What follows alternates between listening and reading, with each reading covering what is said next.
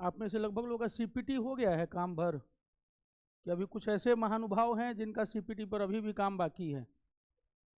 मतलब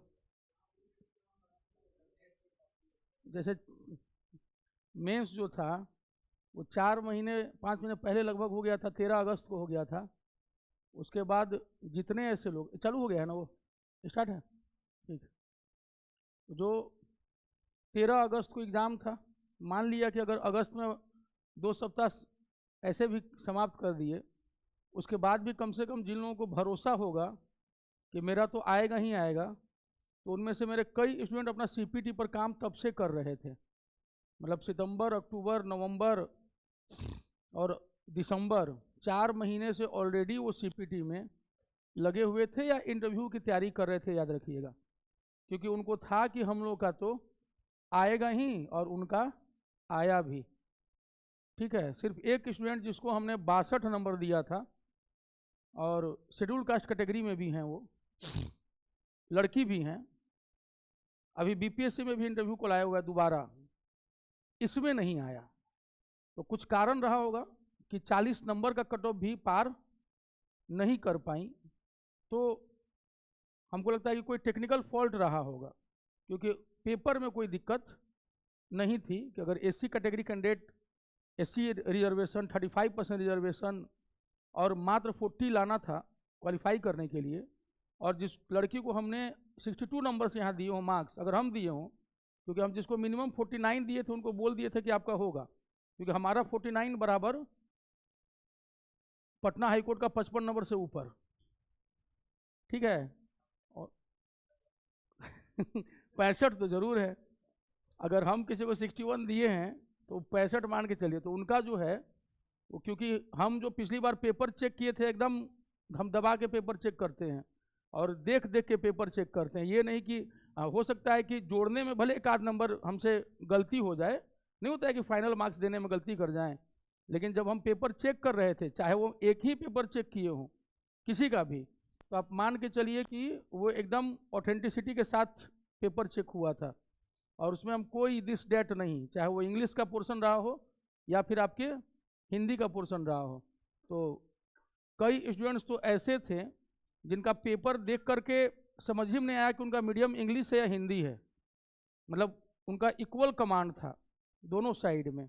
तो जाहिर सी बात है उनके लिए इंटरव्यू भी क्या है, सीपीटी अगर क्वालिफाई कर जाएं तो जाके केवल उनको बैठना है, और ऐसा नहीं है कि आपको 3 नंबर जो है इंटरव्यू में बैठे बिठाए वो दे देंगे।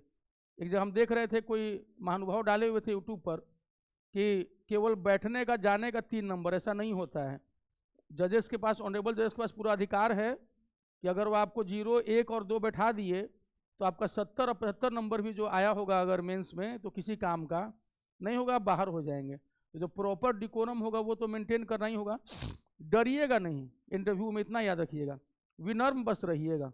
ठीक है, जैसे एक जो, आपका नाम क्या है? दिव्यांशु, हाँ। तो जो पिछली बार हम मॉक ले रहे थे उसमें 10 में हम इनको 7 दिए थे, हमको चेहरा याद रखा था, नाम हम भूल गए थे। तो हाईएस्ट मार्क्स हम 7 दिए थे। अभी जो पिछला जो हम 2-3 सप्ताह में जो लिए हैं उसमें सबसे ज़्यादा मार्क्स इनको दिए थे हम।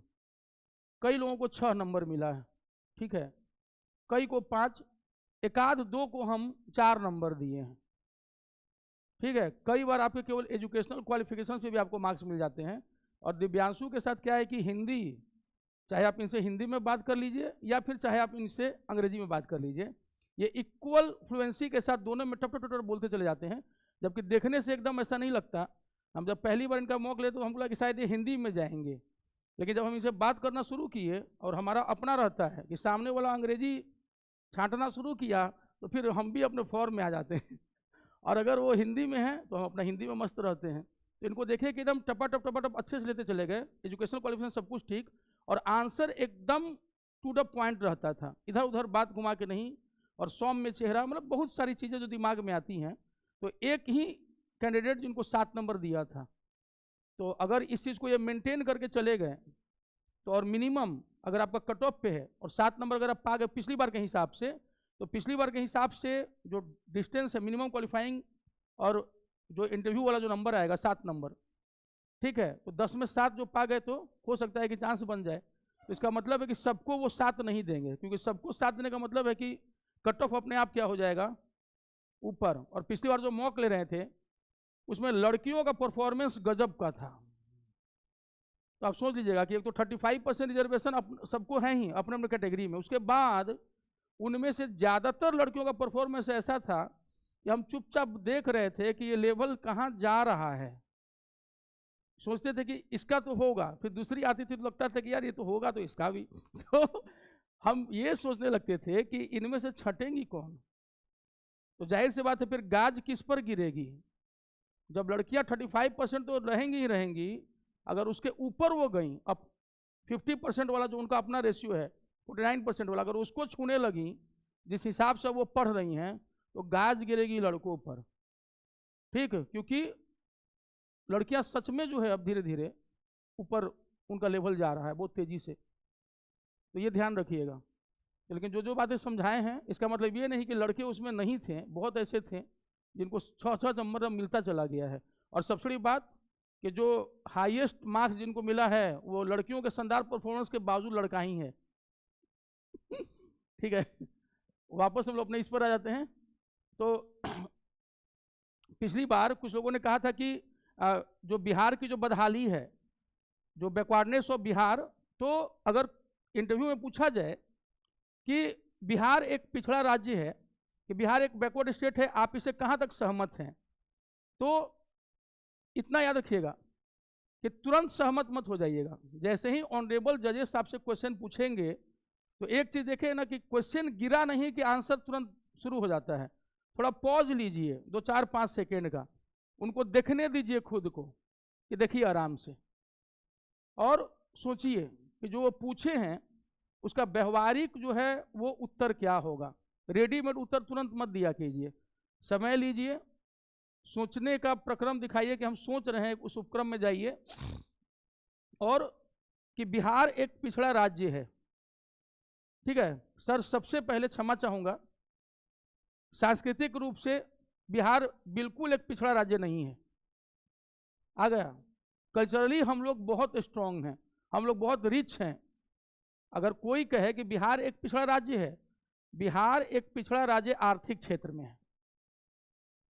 कल्चरली जो है सांस्कृतिक रूप से बिहार बिल्कुल एक पिछड़ा राज्य नहीं है। तो ये क्या होगा कि आपने सबसे पहले अपने राज्य को डिफेंड करना सीखा, कि तुरंत नहीं मान लेना है कि बिहार एक पिछड़ा राज्य है, वो केवल इकोनॉमिक के क्षेत्र में जो है अभी फिलहाल पिछड़ा हुआ है। हाँ, आर्थिक पिछड़ापन का कारण क्या है, तो आर्थिक पिछड़ापन का कारण जब हमारा देश जो है स्वतंत्र हुआ, तो आपको बता दें कि बिहार जो था वो औद्योगिक में, जो हमारा इंडस्ट्रियल सेक्टर था, उसमें 5th पोजीशन पर आता था। ठीक है, इन द बिगिनिंग, मतलब ये 1950 के अराउंड इंडस्ट्रियल सेक्टर में बिहार किस पोजीशन पर था, पूरे देश में 5वें स्थान पर था। आखिर ऐसा क्या हुआ कि बिहार जो है सीधे गिरता चला गया? आखिर वो कौन लोग थे जिन्होंने बिहार को बर्बाद कर दिया? ठीक है, तो ये रैंक, और आज हम लोग लास्ट पर हैं, तो कुछ तो बात हुई है। इसमें एक बहुत बड़ा कारण जो बताया जाता है वो था 1952 में नेहरू जी के द्वारा लाया गया था फ्रेट इक्वलाइजेशन पॉलिसी।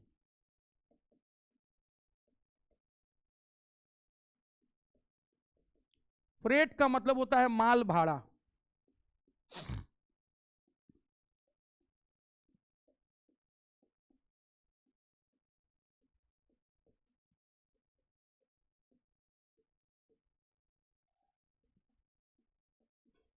माल भाड़ा समानीकरण नीति 1952, हमारे देश के पहले जो प्रधानमंत्री थे पंडित जवाहरलाल नेहरू जी, वो ये पॉलिसी लेकर के आए। उस समय बिहार में झारखंड भी था, इतना याद रखिएगा, और वर्ष 2000 तक रहा है।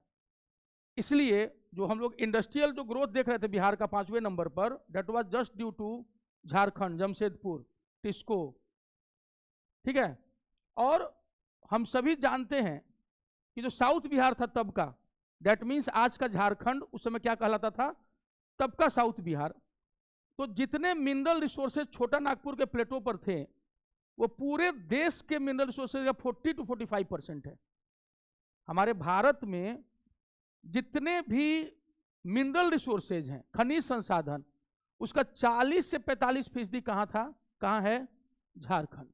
छोटा नागपुर का पठार, पठार यानी प्लेटो उस लैंड को कहते हैं जो ना तो हिल की तरफ बहुत ऊंचा होता है और ना ही प्लेन की तरफ फ्लैट होता है, बीच बीच का होता है। और जो उठी हुई भूमि होती है प्लेटो में, पठार में, माना जाता है कि वो खनिज संसाधन से भरा होता है। इसलिए कहीं भी पठार होता है तो आप देखिएगा वहां मिनरल रिसोर्सेज जरूर होते हैं। कहीं भी पठार होगा, मैदान होगा, तो खेती के लिए अच्छा होगा। जैसे गंगा का मैदान बिहार, पठार होगा तो मिनरल रिसोर्सेज जरूर होंगे, ज्यादा चांस है। पर्वत में भी मिनरल रिसोर्सेज होता है, लेकिन उसको तोड़ने का मतलब है कि आप अपने लिए एनवायरमेंटल डिग्रेडेशन करेंगे और अपने ही एनवायरमेंट को बर्बाद कर लेंगे। इसीलिए हम लोग हिमालय में खुदाई नहीं करते हैं, क्योंकि हिमालय को तोड़ने का मतलब है भारत का पूरा मानसून को बर्बाद कर देना और खुद को बर्बाद कर लेना। इसीलिए खनन पठारों का होता है, ठीक है।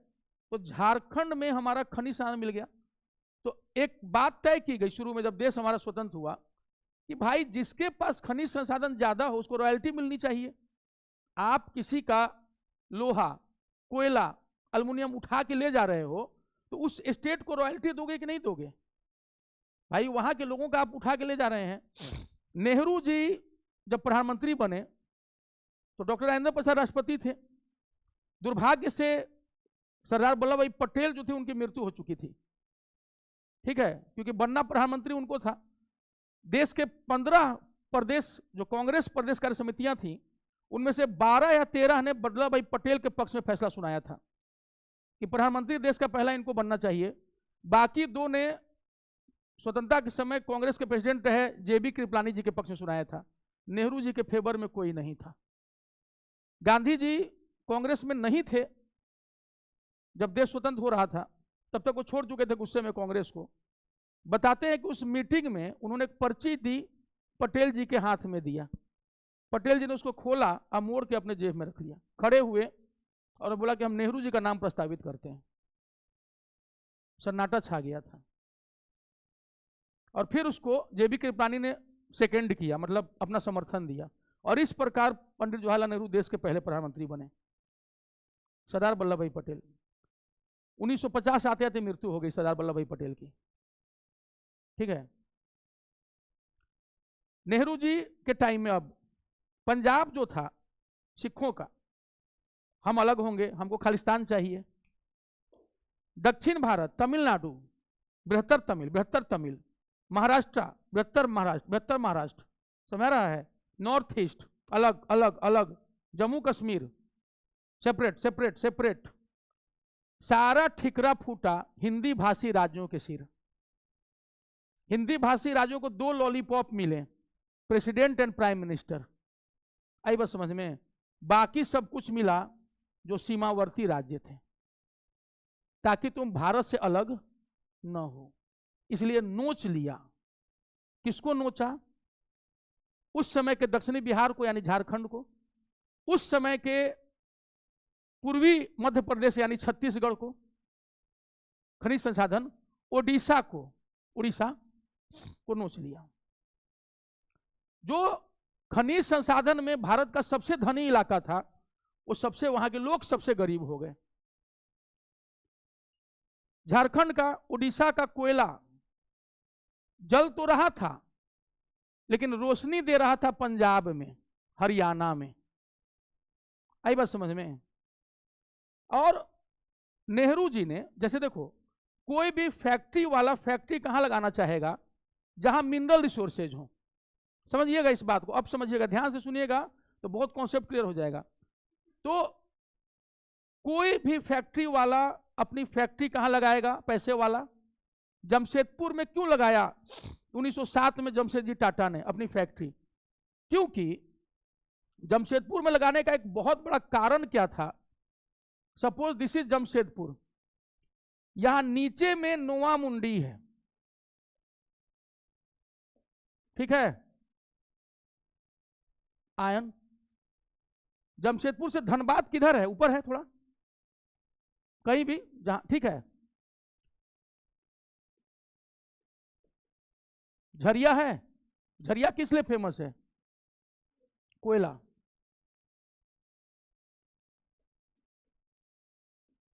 कोलकाता, कोलकाता से लगा हुआ हल्दिया, ठीक है, ये क्या है? पोर्ट। और जो पूरा बिहार था उस समय का,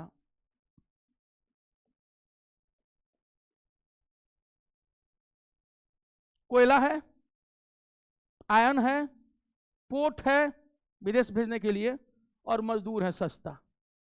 हम अपनी फैक्ट्री कहां लगाएंगे? जमशेदपुर, डेट मीन्स टाटा नगर। लगाएंगे ना? लगा दिया। नेहरू जी 1952 में एक पॉलिसी लेके आ गए, that is known as freight equalisation policy. Freight का मतलब होता है माल भाड़ा। क्या किया गया इसमें कि अगर हम झारखंड में कोयला झरिया में खरीदते हैं तो सस्ता पड़ेगा, जहां से कोयला निकाला, अगर हम वहां से कोयला खरीदेंगे तो ट्रांसपोर्टेशन कॉस्ट बचेगा ना हमारा।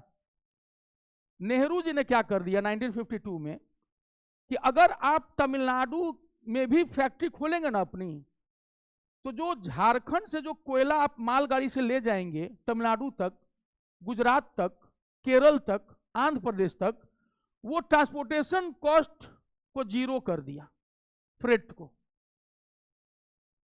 अब बताओ कि कोई पैसे वाला अपनी फैक्ट्री कहां लगाएगा? झारखंड में, उड़ीसा में, छत्तीसगढ़ में। आपने तो ट्रांसपोर्टेशन कॉस्ट को ही खत्म कर दिया, फ्री कर दिया सरकार की तरफ से। जाहिर सी बात है अब कोई भी फैक्ट्री वाला समुद्र के किनारे लगाएगा, ताकि वहां पर ट्रांसपोर्टेशन कॉस्ट तो जीरो हो गया, तो हम यहां लेकर के आएंगे और अपनी फैक्ट्री समुद्री किनारों पर लगाएंगे। जितने समुद्री राज्य थे वेस्ट बंगाल उड़ीसा को छोड़ के, सब जो है डेवलप करते चले गए। गुजरात, महाराष्ट्र, कर्नाटका, केरला, तमिलनाडु, ठीक है, आंध्र प्रदेश। फिर होता है कि वेस्ट बंगाल, ओडिशा और थोड़ा सा आंध्र प्रदेश। क्यों? नक्सली मूवमेंट। क्योंकि वेस्ट बंगाल, ओडिशा और आंध्र प्रदेश भी समुद्र से सटे हुए राज्य हैं, तो यहां पर फायदा क्यों नहीं हुआ? रेड कारपेट, लाल गलियारा। लाल गलियारा मीन्स चाइना, नेपाल, वेस्ट बंगाल, नक्सलबाड़ी, ओडिशा, झारखंड, ये आंध्र प्रदेश, ये पूरा इलाका क्या हो गया? Famous for naxalites. और इन घने जंगलों में इन्होंने समुद्र का होने के बावजूद यहां पर फायदा उठाने नहीं दिया। कानून व्यवस्था, लॉ एंड ऑर्डर ने इन 3 समुद्री राज्यों को आगे नहीं बढ़ने दिया। अब समझ में आया कि साउथ बिहार, दक्षिण बिहार यानी तत्कालीन बिहार क्यों बर्बाद हुआ? क्योंकि जो रॉयल्टी मिलनी चाहिए थी उसको लोहे की, कोयले की, आपने राष्ट्रीयता के नाम पर उसका क्या कर दिया? आगे कौन बढ़े? वो पंजाब जो बार बार कह रहा था कि हम अलग हो जाएंगे, हम अलग हो जाएंगे। खालिस्तानी पाकिस्तान के लाहौर की बात कभी नहीं करते हैं, अमृतसर की बात जरूर करेंगे। उनको पाकिस्तानी पंजाब नहीं चाहिए, उनको हिंदुस्तानी पंजाब चाहिए। कश्मीरी को हिंदुस्तानी कश्मीर चाहिए, पाक ऑक्युपाइड कश्मीर से कोई मतलब नहीं है उनको। पाकिस्तान ने 1963 में कश्मीर का एक हिस्सा दे दिया था, वो उसकी भी बात नहीं करते हैं। तो कुछ ना कुछ तो लोचा है, कहीं ना कहीं जो है कुछ गड़बड़ है ना, माइंडसेट। अब समझ में आया कि बिहार की बदहाली का एक बड़ा कारण क्या है। जो हमें मिनरल रिसोर्सेज का जो रॉयल्टी मिलना चाहिए था वो 1952 से नहीं मिला। 1990 आया, कांग्रेस की सरकार थी, लेकिन अब प्रधानमंत्री थे PV Narasimha Rao ji, not from Nehru Gandhi family. LPG आया जब, तो फ्रेट इक्वलाइजेशन पॉलिसी हटा, लेकिन तब तक काफी देर हो। 40 साल बहुत होता है, 40 साल चूसने के लिए बहुत होता है। और हिंदी पट्टी ने राष्ट्रीयता की कीमत चुका दी। लॉलीपॉप मिला डॉक्टर राजेंद्र प्रसाद एंड जवाहरलाल नेहरू, अरे राष्ट्रपति तुम्हारे, अरे प्रधानमंत्री तुम्हारे, मिला क्या? बाबा जी का ठुल्लू। ठीक है, यही कारण है कि हम लोग मजदूरों के सप्लायर स्टेट हो गए, और जो सबसे धनी हो सकता था वो सबसे गरीब हो गया। समझ में आई? ये चीज आपके बिहार के पिछड़ेपन का जो सबसे बड़ा कारण रहा वो हमारे बैकग्राउंड में है। कितने लोग जानते थे इस बात को? नहीं जानते थे कोई भी। तो एक नई बात पता चली अभी, फ्रेट इक्वलाइजेशन पॉलिसी, माल भाड़ा समानीकरण नीति, लगभग लोग नहीं ही जानते हैं। तो इस पॉलिसी, ये पॉलिसी थी पीछे में जिसने हमें बर्बाद किया पहले। उसके बाद ठीक है ना, कोई दिक्कत नहीं ना है, क्योंकि इंटरव्यू में आप जाएंगे, मान लो कभी किसी ऑनरेबल ने पूछ ही दिया कि इस स्टेट की बदहाली का कारण क्या है, हो सकता है कि उनको भी यह कारण ना पता हो, क्योंकि एलएलबी करना है, आ जाना है, हम भी किए हुए हैं, और हम वहाँ से किए हुए हैं जहाँ से अभी सीजे आई हैं।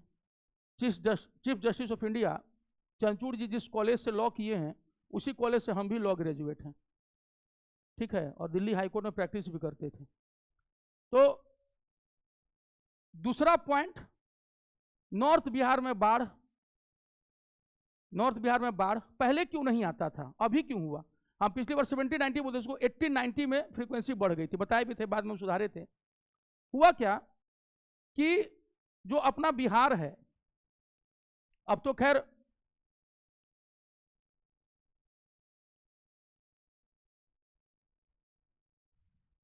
बेसिकली नॉर्थ बिहार, ठीक है, यहां पर जो आप देखेंगे शिवालिक सिर्फ कहां, वेस्टर्न चंपारण, वेस्ट चंपारण में शिवालिक जो है वो कहां मिलता है?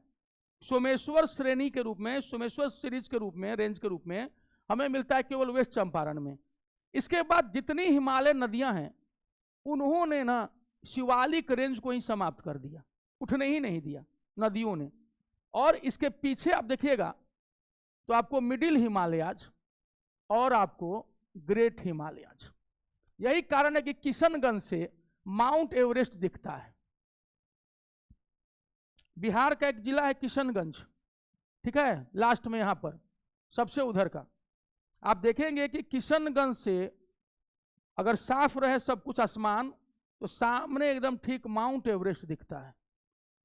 किशनगंज हम गए थे एक बार, तो जिनके हम रुके थे तो बुजुर्ग थे, उन्होंने कहा, और जून का महीना था, गर्मी, तो वो हमको अपने कमरे में दिया कि बेटा ये चादर रख लो। तो कि बुजुर्गवार लगता है, घबरा गए हैं क्या, कि जून का महीना है, और वो भी आप समझ सकते हैं कि 21 जून को जो है ट्रॉपिक ऑफ कैंसर पर सूरज ऊपर माथे पर चमकने लगता है, और ये कह रहे हैं कि चादर ले लो। अब मेरा तो ज्योग्राफी वाला ज्ञान था दिमाग में, हमें पूरा लगता है कि एक उम्र के बाद लोग ऐसे भी गड़बड़ा जाते हैं। रात के 2 बजे हम कब उसको ओढ़ लिए, और 4 बजे तक कि कुछ और क्यों नहीं दे दिए थे, एक ही चादर क्यों दिए थे, तब समझ में आया माउंट एवरेस्ट हिमालयन इंपैक्ट। बुजुर्ग अनुभवी थे, तो कई बार आपका पढ़ा लिखा उतना काम नहीं आता जितना आपका अनुभव काम आ जाता है, याद रखिएगा। तो डिग्रीज, अरे अभी आपके पहले जिसका हमने इंटरव्यू लिया उसके पास इतनी डिग्रीज थी, और तुम केवल एक ग्रेजुएट हो, तुमको क्यों लें, इतना लंबा गैप है। सर जिंदगी ने जो अनुभव सिखाएं और जो इम्तिहान लिए ना, उसने मुझे एक और बेहतर इंसान बना दिया है, इसलिए भी आपको मुझे लेना चाहिए। सर जिनके पास बहुत डिग्रीज हैं, हो सकता है कि सर यहाँ से छोड़ के कहीं और चले जाएं, हम सर हाईकोर्ट के लिए एक एसेट रहेंगे, सर कहाँ जाएंगे हम, समझना, ये उनके लिए है जिनके पास कुछ नहीं है। जिनके पास बहुत कुछ है वो अब जिनके पास बहुत कुछ है उनका चेहरा तन गया होगा, ये क्या बोल रहे हैं तो लेकिन भैया हमको तो उनको भी सिखाना है ना, जिनके पास खोने के लिए कुछ नहीं है। तो वो यही कहेंगे ना कि हमारे पास क्या है सर, हमको तो आप ले लीजिए, तो जीवन के अंतिम दिन तक हम आपके लिए काम करेंगे हुजूर। ठीक, जिनके पास सब कुछ है, एक बार मौका दे को तो देखिए, आप अपने परिस्थितियों के हिसाब से बदल जाइए। एक बार बताए थे कि कुंती ने श्री कृष्ण से कहा था कि मुझे ना जीवन में बार बार दुख दीजिएगा। इसने बोला, अरे सब लोग हमसे सुख मांगते हैं और माते आप हमसे दुख मांग रही हैं, तो जब दुख दोगे तभी तो कृष्ण तुमको हमेशा याद रखेंगे, सुख में तो हम तुमको भी भूल जाएंगे, तो भगवान को याद कब रखेंगे, दुख में। तो जो आपका गैप है उसको लेकर के फ्रस्ट्रेट मत होइएगा, ये उन लोगों के लिए जिनके पास गैप है।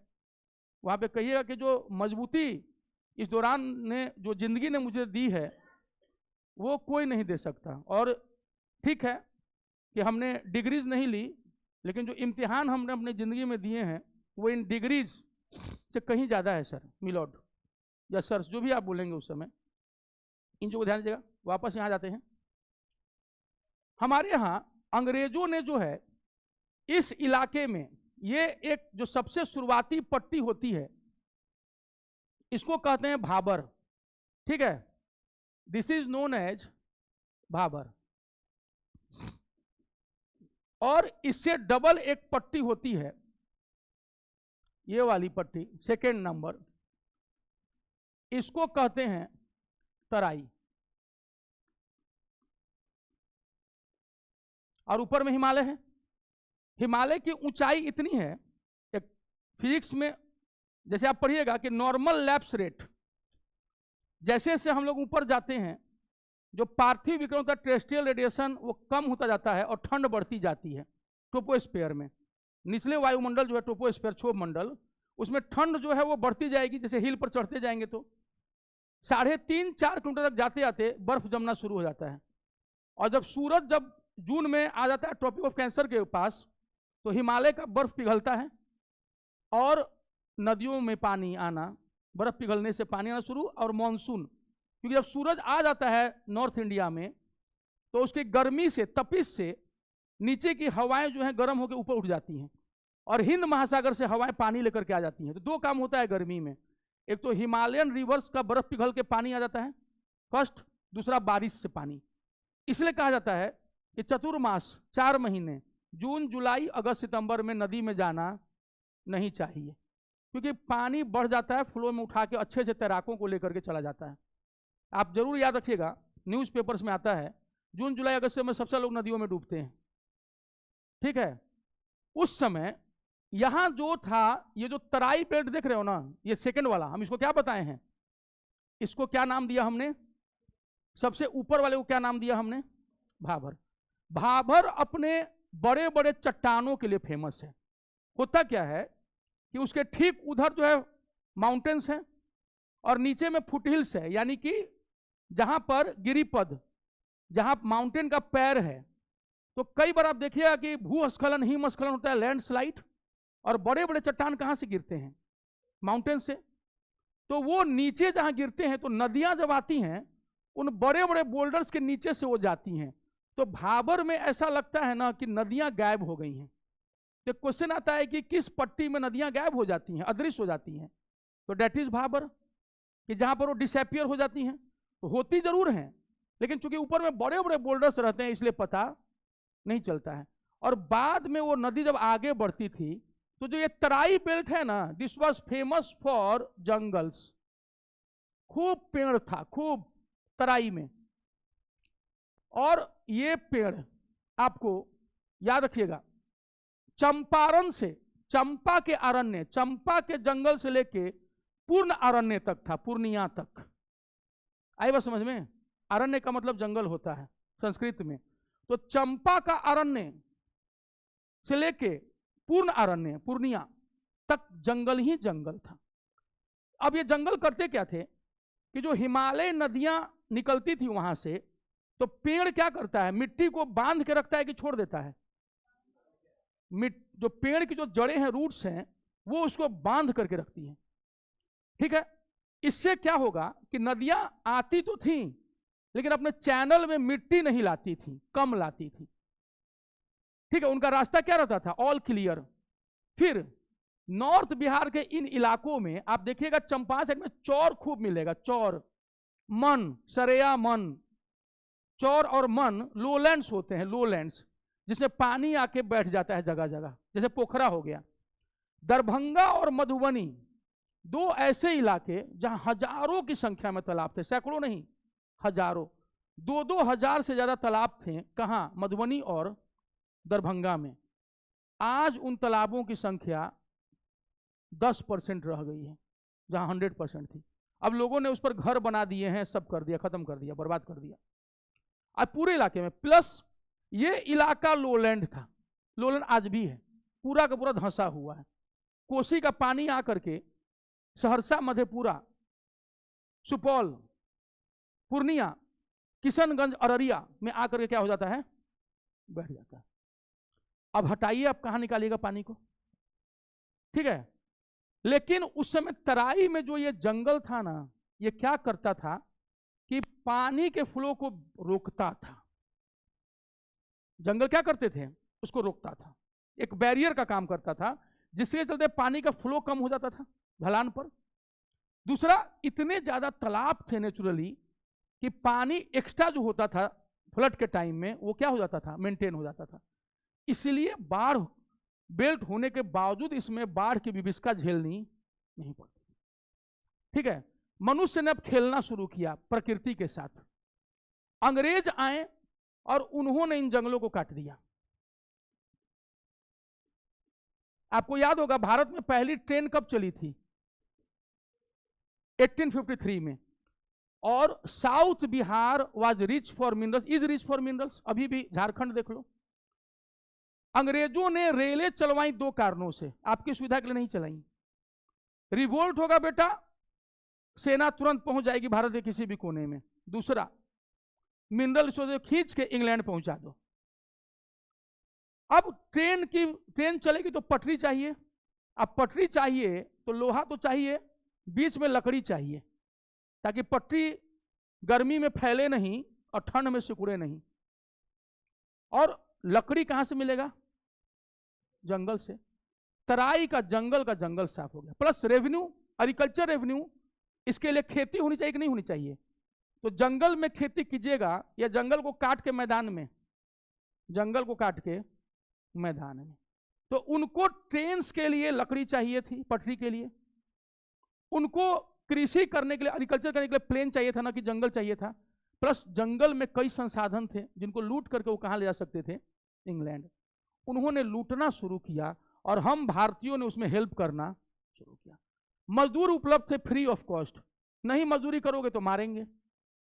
और मारने में सबसे बड़ी बात कि अंग्रेजों की सेना में 5 सैनिक अगर होते थे तो 4 हम लोग होते थे जो अपने ही भारतीयों को मारते थे। जलियांवाला बाग कांड में गोली चलाने वाले सैनिक अंग्रेज थोड़ी ही थे। मंगल पांडे जी 9 साल तक ब्रिटिश फौज में रहे थे। पांडे जी का खून तब तक नहीं खौला था जब तक 9 साल तक वो थे। उनका खून तब खौला जब गाय की चर्बी आ गई कारतूस में। रानी लक्ष्मीबाई, अगर हमारी झांसी छोड़ दो तो हम तुम्हारे तरफ से लड़ेंगे, लेकिन जब झांसी नहीं छोड़ी तो लड़ गई। वीर कुंवर सिंह 80 साल तक खून नहीं खौला था। जगदीशपुर जब कब्जे में आया तो खून खौल गया। हमारे 3 नायक, क्योंकि इंडिया का तब कॉन्सेप्ट ही नहीं था, खत्म हो चुका था कॉन्सेप्ट। शुरू एंशिएंट काल के बाद ही खत्म हो गया था, गुप्त काल के बाद ही। ठीक है, अब समझ में आ रहा है कि क्यों हारे हैं हम लोग। तो ये अंग्रेजों ने लूटना शुरू किया। And it was in the year 1890 that for the first time flood का इंपैक्ट जो है वो बिहार पर पड़ना शुरू हुआ। कारण था लकड़ी की कटाई। तराई का जो कटिंग शुरू हुआ, नदियों का पानी अब मिट्टी लेकर के आना शुरू हुआ और उसने अपने ही चैनल में मिट्टी को भरना शुरू किया। तो जब हम अपने ही रास्ते में मिट्टी भर देंगे, कंकड़ पत्थर भर देंगे, तो हम बहेंगे कहां, अगल बगल में। और अगल बगल में बहेंगे तो दियर ले जाएंगे। ठीक है, समझ में आ रहा है। इसके कारण जो है इन नदियों ने तबाही मचानी शुरू की। और बिहार में पहली बार अंग्रेजों के गजट में चर्चा होती है बिहार के फ्लड की। किस ईयर में, 1890 में। इसके पहले Bihar was in the safe hands of nature. बर्बाद कर दिया।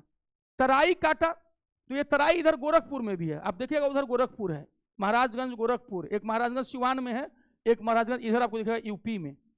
आप सुनते होंगे गोरखपुर में जापानी इंसेफ्लाइटिस, सुना है, बड़े लोग मर गए थे। योगी सरकार की बड़ी किरकिरी हुई थी कि ऑक्सीजन की कमी हो गई, दिस डेट। मुजफ्फरपुर के जो लोग होंगे, कितने लोग हैं मुजफ्फरपुर के, है कोई मुजफ्फरपुर क्लास में, पूरा मुजफ्फरपुर। हाँ, चमकी सुना है, चमकी बुखार, ठीक है ना, चमकी। अब हुआ क्या, हमने तो तराई के जंगल को साफ कर दिया और धान की खेती खूब होती है पानी में। धान, गन्ना और जूट। बिहार के इस बेल्ट में गन्ना, जो धान और इधर जूट। पूर्णिया, किशनगंज, कटिहार जूट, ठीक है।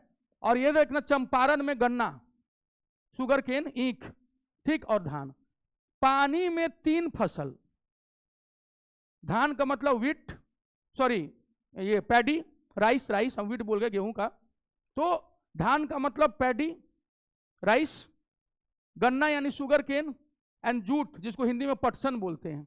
ये 3 पानी में होता है, और यही कारण है कि तीनों ऊपर में होता है बिहार में।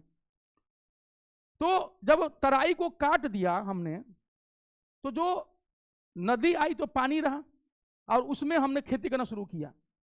एक मच्छर है एनाफ्लिज मादा मच्छर, नर मच्छर नहीं काटता है, काटती मादा मच्छर ही है, ठीक है। पुरुष मच्छर बेचारा ठीक रहता है, मादा मच्छर काट लेती है। और वो क्या हुआ कि जो इस तबके के गरीब लोग धान के खेत में अपने छोटे छोटे बच्चों को मोरी निकालने के लिए लगा देते हैं। मोरी होता है धान का शुरुआती पौधा, और उसको नाजुक हाथ ही चाहिए।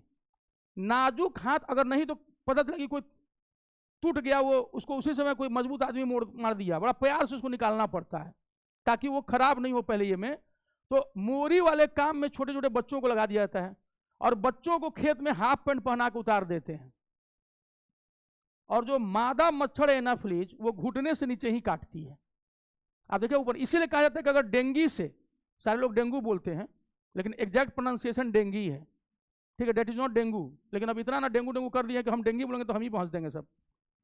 तो जो कथित डेंगू है उससे बचने के लिए हम अपने स्टूडेंट्स को हमेशा बोलते हैं कि कभी भी उस टाइम में हाफ पैंट या बिना मोजे के केवल चप्पल में मत आया करो। जिन लोगों ने नहीं माना उन सबको इस बार डेंगी यानी कि आपका डेंगू हुआ था। बोलते रह गए कि चप्पल पहन के नहीं आना है, जूता पहनिए और पूरा फुल पैंट पहनिए, ये ऊपर ना, हम तो चप्पल ही पहन के आएंगे। काटा, लेट गए। इस इलाके में जापानी इंसेफ्लाइटिस छोटे बच्चों को होता है, और मुजफ्फरपुर में चमकी भी छोटे बच्चों को होता है। ऑक्सीजन की कमी हो जाती है। यह किसके कारण? इसी तराई के कारण। न जंगल कटता, न खेती होती, न गोरखपुर में जापानी इंसेफ्लाइटिस होता, न आपके मुजफ्फरपुर में चमकी होता। समझ आया? इसलिए नदियों में बाढ़ आना शुरू हो गया। कब से? 1890 से। लेकिन ये हर साल नहीं आता था, क्योंकि अभी तो शुरुआत ही थी। ये हर साल किस साल से आना शुरू किया? 1979 से। क्यों? क्योंकि हमने 1975 में क्या बना दिया? फरक्का बैराज, यानी कि फरक्का बांध, बंगाल और बिहार की सीमा पर। 4 साल में इंपैक्ट दिखा। 1979 was the year since each year flood disturbs Bihar. 1979 से हर साल बिहार को बाढ़ जो है परेशान करता है। सबसे बड़ा कारण फरक्का बैराज। फरक्का बैराज क्यों बनाया गया? ताकि कोलकाता से हल्दिया के बीच में जो नहर है उसमें पानी का सप्लाई हमेशा होता रहे, ताकि उसमें पानी कम ना हो। और हल्दिया से जो जहाज आए बंगाल की खाड़ी में, वो कोलकाता तक आराम से पहुंच जाए, वो रुके नहीं। उसकी कीमत कौन चुका रहा है? बिहार। तो कई ऐसे कारण हैं जो केंद्र सरकार से बात करने हैं, लेकिन उसके लिए अपना चीफ मिनिस्टर दूरदर्शी होना चाहिए, ठीक है, जिनको समझ हो इन मुद्दों को कि बिहार के आखिर पिछड़ेपन का कारण क्या है, ठीक। और जब तक थ्रू आउट पढ़ा लिखा आदमी इस क्षेत्र में जब नहीं आएगा, तो तब तक जो है हमारा बिहार क्या रहेगा? पिछड़ा रहेगा। फिर तीसरा कारण कि आखिर बिहार पिछड़ा क्यों है? अब समझ में आ रहा है ना कि बिहार पिछड़ा क्यों है? ये तो आपका इंफ्रास्ट्रक्चर है, हम लोगों की मेंटेलिटी। क्योंकि जापान जो है सुनामी और भूकंप वाला देश है, सुनामी एंड अर्थक्वेक का। उसके और जापान के पास कोई रिसोर्सेज नहीं है, मानो उसके पास खनिज संसाधन है ही नहीं। लोहा हम लोग से लेता है जापान, विशाखापट्टनम से लोहा जाता है पोर्ट से, विशाखापट्टनम पोर्ट से जाता है जापान लोहा, ठीक। टिस्को जमशेदपुर से जो लोहा है वो कहाँ जाता है? जापान जाता है, स्टील। और वो उससे बैटरी बना के निप्पॉन हम लोग को भेजते हैं। हम उनको देते हैं कच्चा माल और वो हमको रेडीमेड माल भेजते हैं। कारण उनके पास ये है, हमारे पास समझ में आ गया ना क्या है। तो और इस मेंटेलिटी का सबसे बड़ा कारण है कास्टिज्म। बिहार ही नहीं, देश के हर हिस्से में कास्ट पॉलिटिक्स है, लेकिन जितनी इंटेंसिटी तीव्रता बिहार में है उतनी कहीं नहीं है। यहां की डेमोग्राफी उसी कास्ट वाले कबाड़ा करके रख दिया है बिहार का, और कास्ट के आधार पर अपना लीडर चुनना, जाति के आधार पर, इसने बिहार को बर्बाद करके रख दिया है। मेरी जाति का है तो डॉन है, उसकी जाति का है तो कुत्ता है, गुंडा है। हमारी जाति का चोर भी है, अरे मसीहा है हमारा। दूसरी जाति का कुछ ठीक भी है तो भी वो चोर है। Caste politics. पढ़े लिखे लोग भी, पढ़े लिखे लोग कहीं ज्यादा, जो नहीं पढ़े लिखे उनको तो फिर भी समझा जा सकता है, पढ़े लिखे लोगों का माइंडसेट बना हुआ है। तो इसका मतलब है कि कहीं ना कहीं पढ़ाई लिखाई में भी दिक्कत है, कि हमने वो पढ़ाई नहीं की जिससे कि आप कास्ट पॉलिटिक्स से ऊपर उठ जाते हैं। कास्ट पॉलिटिक्स को तोड़ता है केवल प्यार। कोई दिख गया, अरे वाह क्या ड्रेसिंग पर्सनालिटी है, अरे कितनी खूबसूरत है, उसे में कास्ट नहीं दिखता है, बाद में दिखता है, ओह हमारे कास्ट की होती, हमारे कास्ट का होता तो चीजें थोड़ी आसान हो जाती, क्योंकि उसके आगे हिम्मत ही नहीं है आपको तोड़ने का। समझ रहा है? तो इसका मतलब है कि कहीं ना कहीं इस कास्ट पॉलिटिक्स के चलते आपका खुद का जो सिलेक्शन होता है वो भी सीमित हो जाता है, कि इसी कास्ट में हमको चुनना है। तो अब चुनिए, जेठालाल बने रहेंगे तैयार, कुछ कुछ सरकारी नौकरी मिलेगी। और हाँ, अब एक जो है कोई पूरा डायनेमिक है, बेरोजगार है बेचारा। तो ओशो कहते हैं कि लड़कियों का सबसे बड़ा होता है भैया अर्थ। ये हम नहीं कह रहे हैं, रजनीश ओशो का कहना है। आप बूढ़े हों, आप जवान हों, आपके बाल भरे पूरे हों या आप गंजे हों, आपका मुंह जो है जेठालाल जैसा हो या आपका मुंह ऋतिक रोशन की तरह हो, कोई फर्क नहीं पड़ता है, क्योंकि हमें चाहिए जिंदगी में सुकून। कारण क्या है?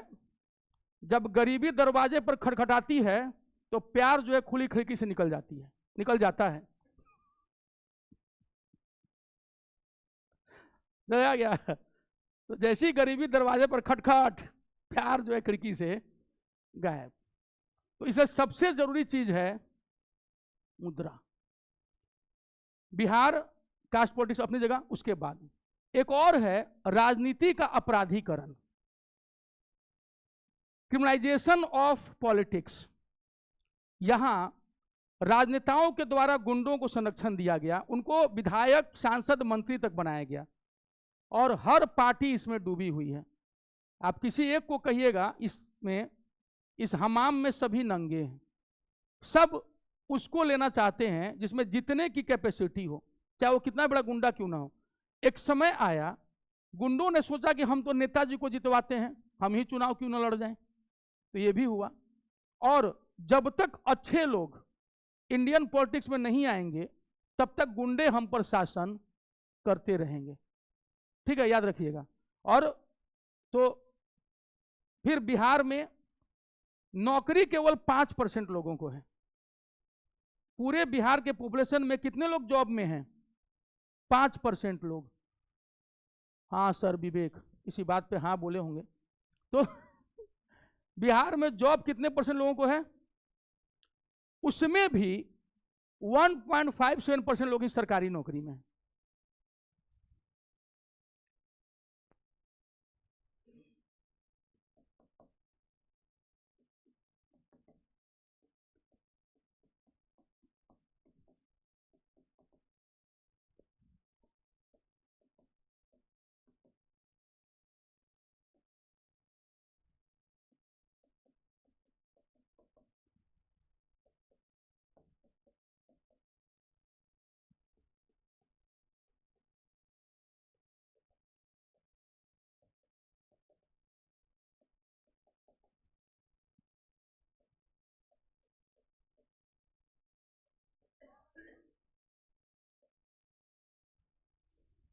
One 1.5% of total population of Bihar is in government jobs. अब पूरे बिहार में केवल 5% लोग जॉब्स में हैं। सोच लो, मतलब 5% लोग प्राइवेट और सरकारी दोनों मिला के हैं। 100 में 5 व्यक्ति कमा रहा है बिहार में, ठीक। और पूरे 100 में 1.5% लोग जो है वो सरकारी नौकरी में है। अब पॉपुलेशन कितना है? 13 करोड़। सोच लीजिए, एक अनार 100 बीमार। हमारी गरीबी का एक और बड़ा कारण, एक घर में एक आदमी कमा रहा है और उस पर सब जूझे हुए हैं। मेंटेलिटी। पंजाब में एक सरदार जी ट्रक खरीदते हैं, वो पहले ट्रक को खुद चलाते हैं और साथ में एक ड्राइवर रखते हैं। इसके बावजूद कि वो सक्षम हैं, वो ट्रक खुद चलाते हैं। हम लोग के बिहार में एक व्यक्ति बैंक से लोन लेकर ट्रक लेता है और वो 2 ड्राइवर रखता है, खुद ड्राइवर नहीं, क्योंकि वो तो ट्रक का मालिक है। वो ड्राइवर कैसे बनेगा? ठीक, लाट साहब है, तुमको पता नहीं कि हम कौन हैं? तो नहीं पता हो रे कि हमारे चाचा जो है विधायक हखून, ठीक है, बुझाता कि ना कि हम के हैं। अरे बाप रे बाप, ठीक है। तो जो ईगो, ठीक है, it sucks Bihar and finally it, ठीक है, बिहार। इसीलिए कि हमारे चाचा जो हैं विधायक हैं, हमारे मामा ये हैं, हमारे ये वो हैं, जानते हो कि नहीं कि हम कौन हैं, ठीक है। तो पंजाब क्यों आगे है और हम क्यों पीछे? फ्रेट इक्वलाइजेशन पॉलिसी तो देखा ही देखा, इसके अलावा एक सिख गरीब क्यों नहीं होता? क्योंकि वो छोटा से छोटा काम करने में भी शर्माता नहीं है। ऑटो में हम पीछे बैठेंगे, हम ड्राइवर के बगल में बैठेंगे, जानते नहीं हम कौन हैं, इतनी औकात हमारी है कि हम ऑटो में ही चलते हैं। तो बैठ जाओ कहीं मेरे भाई। तो यार ये होता है कि नहीं होता है? ये होता है। वहां एक प्रदीप सरकार जी थे, हम नाम भी ले लिए, 4 बार आईएएस का इंटरव्यू दिए थे, 4 बार आईएएस का, आईपीएस के बेटे थे। उनके पापा वेस्ट बंगाल कैडर में तब आईजी थे। जब वो आईएएस का इंटरव्यू लगातार 4 बार दिए, हर बार बेचारे को नंबर इंटरव्यू में ही कम रहा। वो क्या करते थे कि खाली पड़ी ऑटो में भी ड्राइवर के बगल में जाके ऐसे बैठ जाते थे। तो हम लोग प्रदीप भैया आप पीछे क्यों नहीं बैठते हैं? तीनों सीटें खाई जाती हैं। तो प्रियांक पीछे बैठेंगे ना तो 3 स्त्रियां आ जाएंगी, फिर ड्राइवर कहेगा कि आगे बैठ जाइए, इसलिए हम पहले ही आगे बैठ जाते हैं। उस आदमी को कभी दर्प नहीं था कि हम लगातार इंटरव्यू दे रहे हैं आईएएस का और मेरे पापा क्या हैं? आईपीएस ऑफिसर, ठीक है। तो इसी तरह का होना पड़ेगा, याद रखिएगा। हम कई बार खड़ूस साउंड करते होंगे, कई बार आपको अलाउद्दीन खिलजी बनना पड़ता है ताकि अनुशासन कायम रहे, ठीक है, आपको मजबूरी में बनना पड़ता है। तो सबसे जरूरी क्या है कि अपने इंटरव्यू के लिए विनम्र हो जाइए। बाकी अभी कुछ कुछ चीज़ हम आपको दिखा दिए हैं ना, अब आ रहा है कि आपका जो कॉमन एक आंसर क्या बनेगा कि बिहार की बदहाली का राज कहाँ है। अब हाल ही जैसे देखो, बिहार में कुछ जगह एनटीपीसी, हम नाम नहीं लेंगे कि पॉलिटिक्स बिहार, तो एनटीपीसी है, और जहां पे नेशनल थर्मल जो पावर कारपोरेशन का प्लांट बनता है, वहां पे कोयला जलता है। कोयला जब जलता है ना तो जो फ्लाई ऐश बनता है, ऐश नहीं उसको फ्लाई ऐश कहते हैं। फ्लाई ऐश को हम लोग सीमेंट कंपनी में यूज करते हैं या ईंट बनाने में। तो एक जगह एनटीपीसी है बिहार में, तो अंबुजा सीमेंट वहां पहुंची और उसने 140 एकड़ से ज्यादा जमीन खरीद ली, 143 एकड़ के आसपास, और तय हुआ कि अब अंबुजा सीमेंट कंपनी वहां पर अपने एक यूनिट को बिठाएगी, सीमेंट फैक्ट्री, जिसमें कम से कम 2000 लोगों को रोजगार मिलेगा। मेरे पापा पहले अंबुजा सीमेंट में ही थे, तो हुआ कि वहां पर होगा। अंबुजा सीमेंट ने अभी काम करना शुरू किया कि लोकल गुर्गे के कुछ गुंडे पहुंचे और उन्होंने कहा कि 5 लाख रुपया रोज। गुड गवर्नेंस का काम तब क्या होना चाहिए था? गुड गवर्नेंस का समझ में आया? 2000 लोगों को नौकरी लगती, मान लिया जाए बिहार को ऑन एवरेज इंटू 6 कर देते हैं, 2000 लोग अगर कमाएंगे तो 12000 लोगों को खिलाएंगे, परिवार उनके बच्चे पढ़ेंगे स्कूल्स में। जब एनटीपीसी के साथ साथ जब अंबुजा सीमेंट का कारखाना लगता, उसके अधिकारियों का दौरा शुरू होता और वहां पर होटल्स खुलते, रेस्टोरेंट्स खुलते। खोमचे वाले जो नहीं कोई गोलगप्पा बेच रहा है, कोई मूंगफली का दाना बेच रहा है, किताब की दुकानें, फोटो स्टेट वाले, एक पूरा छोटा सा शहर और बस जाता, या पहले से उस छोटे से शहर का रूप क्या हो जाता, निखर जाता। लेकिन एक गुंडे के कारण और सरकार की नाकामी के कारण अंबुजा सीमेंट ने अपने पैर क्या कर लिए, पीछे खींच लिए। और वो चुनाव इसलिए जीतता है, कास्ट पॉलिटिक्स, क्योंकि कास्ट को इससे मतलब है कि हम मन है हो नहीं चिन्हो ही, और वो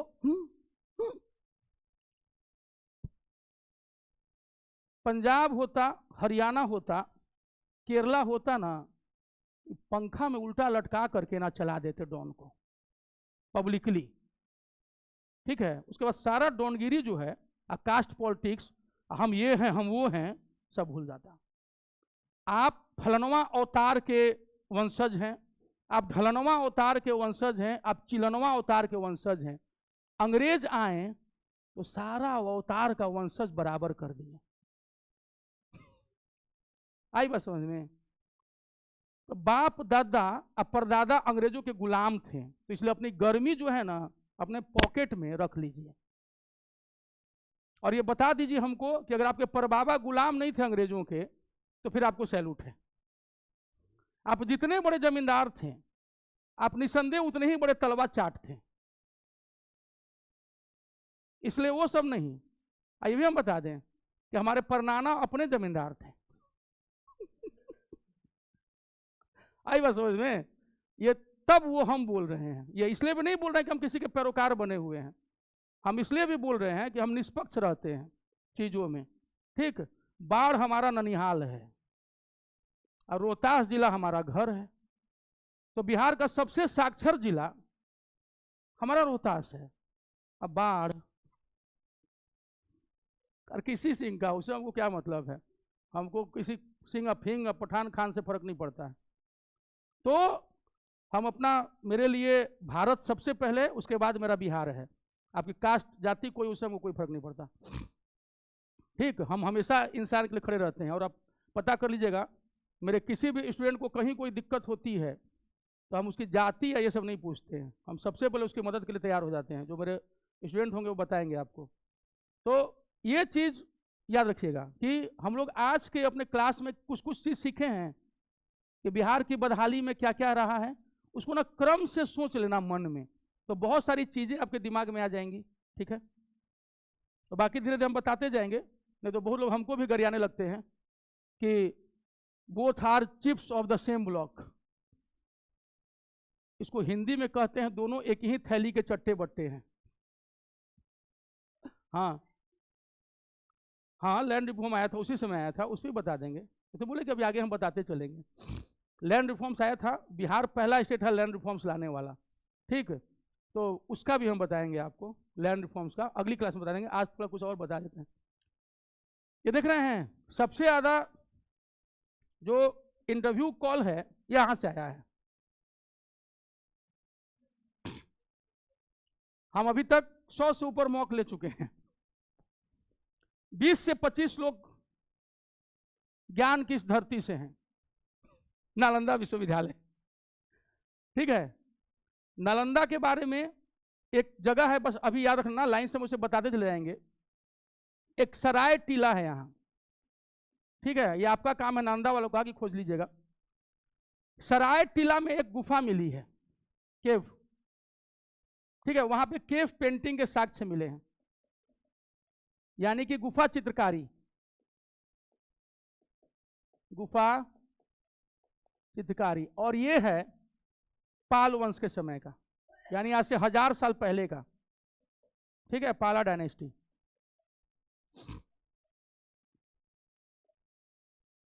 बिहार शरीफ में मेरे बचपन का 1 साल बीता है। ठीक है, और मेरे नाना का कुछ खेत जो है वो नालंदा जिला में ही पड़ता है, इसलिए हम बहुत प्रखरता से जो है मगही भी बोल लेते हैं।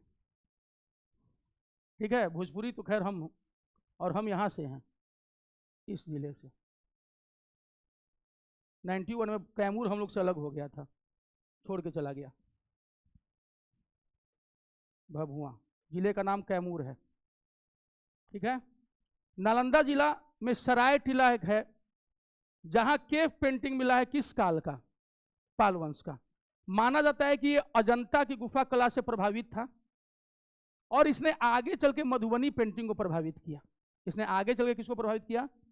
मधुबनी पेंटिंग को। यहां पर बोधिसत्व का चित्र मिलता है, धुंधला हो गया है काफी, क्योंकि 1000 साल हो गया तो तस्वीरें क्या हो गई हैं?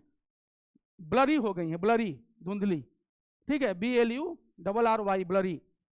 और इसमें बोधिसत्व यानी कि गौतम बुद्ध का जो जन्म वाला, जो जन्म होते जाता है जब, उनके अनुसार, बौद्ध धर्म के अनुसार, तो उसको बोधिसत्व कहते हैं, बोधिसत्व। इसके अलावा एक डांसर, नर्तकी, लेडी, फीमेल डांसर।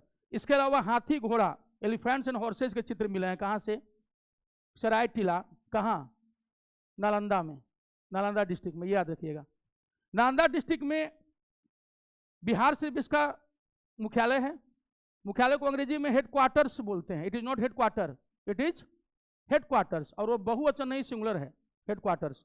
तो कभी बोलेगा इसका मुख्यालय नहीं, इसका हेडक्वार्टर्स कहाँ है, नॉट हेडक्वार्टर। और बिहार शरीफ में जब आप जाइएगा, एक जगह है, इसको गढ़ पर बोलते हैं, गढ़ पर, यानी उठी हुई भूमि है, इसलिए गढ़। वहाँ नालंदा कॉलेज है। नालंदा कॉलेज में ओदंतपुरी विहार था, ओदंतपुरी। और ओदंतपुरी जो था, उसको पाल वंश के फाउंडर गोपाल ने बनवाया था, ओदंतपुरी, ठीक। और फिर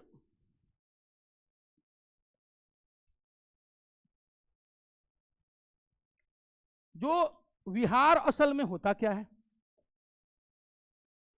और एक आता है चैत्य।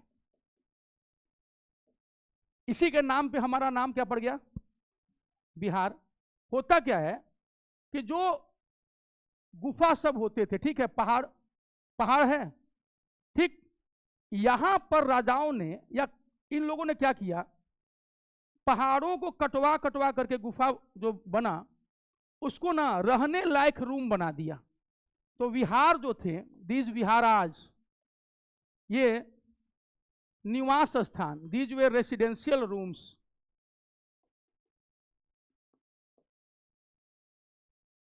फॉर द मॉन्क्स, भिक्षुकों के लिए, चाहे वो बौद्ध धर्म के हों या आजीवक सेक्ट के हों।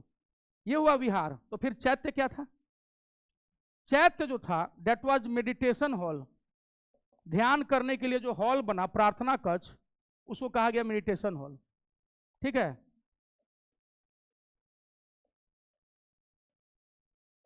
प्रार्थना कक्ष, मेडिटेशन हॉल, चैत्य। अंदर में जो कमरे होते थे बने हुए, जहां भिक्षु रहता था, दे वर नोन एज विहार, विहारा। और जब वो आगे निकल के मेडिटेशन करते थे, यहां जहां लोग इंतजार करते थे बैठ करके, उसको क्या कहते थे? चैत्य। ये याद रखना। और इतना ज्यादा विहार मिला बिहार में कि तुर्कों ने इसका नाम ही 13वीं शताब्दी में, 13th सेंचुरी में क्या कर दिया? बिहार, ठीक। इसको याद रखिएगा। ये विहार और चैत्य में क्या अंतर है? Vihar residential rooms for the monks, and not only for the Buddhist monks but also for the monks of Ajivika sects and Jainism, ठीक है। तो ये याद रहे। क्या? दोनों है। अजंता में टोटल 29 गुफाएं हैं, जिसमें 25 में विहार है और 4 में चैत्य है। समझाया? कॉन्सेप्ट क्लियर हो गया? तो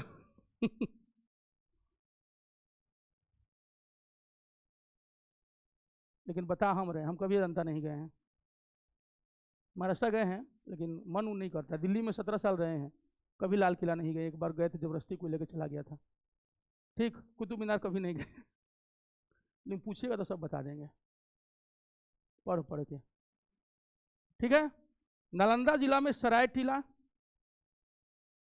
उदंतपुरी विहार, ये दोनों ही किससे संबंधित है? पालों से, पाल।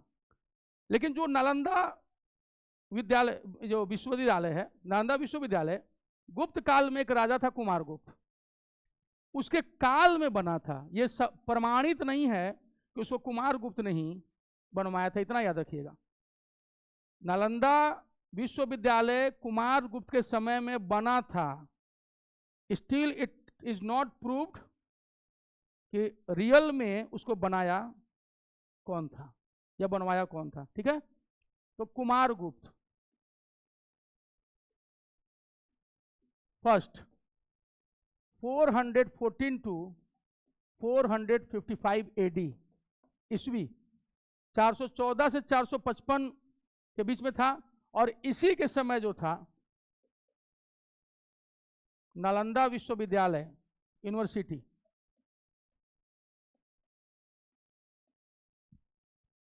ये बना था। इसका मतलब है कि ये किस सेंचुरी का हुआ, ये 5th सेंचुरी का, 5वीं सदी का है। और इसको एक बेवकूफ बख्तियार खिलजी ने जला के राख कर दिया, क्योंकि जब वो यहां आया तो उसने अपने सेनापति से पूछा कि क्या है यहाँ। कहा कि यहाँ हुजूर लाखों किताबें हैं ज्ञान की, तो क्या हमारे होली बुक से ज़्यादा इसमें ज्ञान है। तो उसको पता था कि अगर हाँ या ना में उल्टा उतर जाएगा तो मेरा गला उतार देगा। तो उसने कहा कि नहीं नहीं, उससे ज़्यादा ज्ञान कहाँ, तो फिर इनका जरूरत क्या, जलाओ इनको। जला दिया और 1.5 लाख से ऊपर किताबें जला दी। 6 महीने तक धू धू करके जलता रहा। हम आज तक बख्तियार खिलजी की गलती नहीं मानते हैं, गलती हम लोगों की थी। भेड़िए हैं, हमला करेंगे ही। हमारा काम था कि हमने शेरों को पैदा क्यों नहीं किया। आई बात समझ में। आप कहते हैं कि अंग्रेजों ने हमको लूट लिया ना, तुम्हारे हाथ में दही जमा हुआ था। हमको मंदिर में नहीं घुसने दिया। क्या पैदा हुए हो बे, मंदिर में नहीं घुसने। हमको कोई रोक के दिखा दे, फिर बताते हैं हम मंदिर समेत उलार देंगे। मंदिर में नहीं घुसने दोगे, कहीं घुसेंगे। ठीक है, जब तक वो कानून सम्मत होगा। किसका इंतजार करोगे कि कोई आएगा तुम्हारा सेवियर। अपना सेवियर खुद बनो, ईश्वर उसी की मदद करते हैं, समझिएगा। हम धर्म छोड़ देंगे। अंबेडकर साहब ने बौद्ध धर्म अपनाया। गौतम बुद्ध धम्मपद में कहते हैं कि हम जब भी जन्म लेंगे या तो क्षत्रिय कुल में या ब्राह्मण कुल में। काश जो अंबेडकर साहब को यह पता चल गया होता तो 9 बौद्ध बनने से पहले गौतम बुद्ध से जरूर पूछे होते वो सपने में कि क्या आपने ऐसा कहा था कि हम जब भी जन्म लेंगे तो क्षत्रिय कुल में या ब्राह्मण कुल में। उसके बाद वो आते हैं तो समझ में आता। रहना चाहिए था इसी में और खम्ब ठोक के रहना चाहिए था। कारण क्या था, बच्चे थे, महार जाति में थे। अंबेडकर नाम के ब्राह्मण शिक्षक ने उनको शिक्षा दी। अंबेडकर ब्राह्मण का टाइटल है। मंगेशकर, अगरकर, तेंदुलकर, गावस्कर, आई बात समझ में। अंबेडकर मराठा। जन्म हुआ था इनका, क्योंकि कई लोग मुजफ्फरपुर में हम देखे हैं कि भीमराव अंबेडकर यूनिवर्सिटी के प्रोडक्ट हैं। इंदौर एक जिला है मध्य प्रदेश में, वहां महू है। Mhow military headquarters on warfare, MHOW। अंग्रेजों का मिलिट्री हेडक्वार्टर्स था वहां पर, वारफेयर सिखाया जाता था तकनीक। MHOW महू, जहां से वो नदी निकलती है कोटा वाली, सॉरी जानापा पहाड़ी से, चंबल, चंबल नदी जानापा पहाड़ी से। और बचपन में एक ब्राह्मण शिक्षक ने उनको पढ़ाया।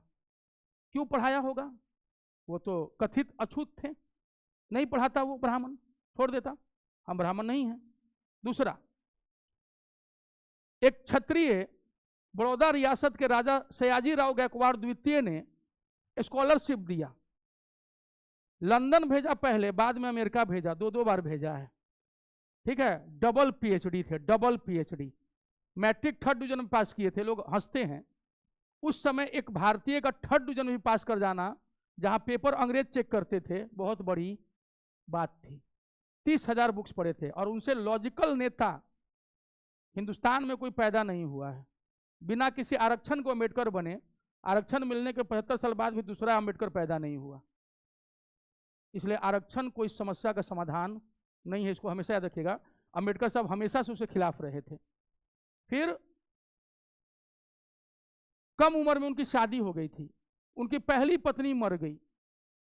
बाद में एक अविवाहित ब्राह्मण कन्या ने उनसे विवाह किया था जब वो अधेड़ हो चुके थे।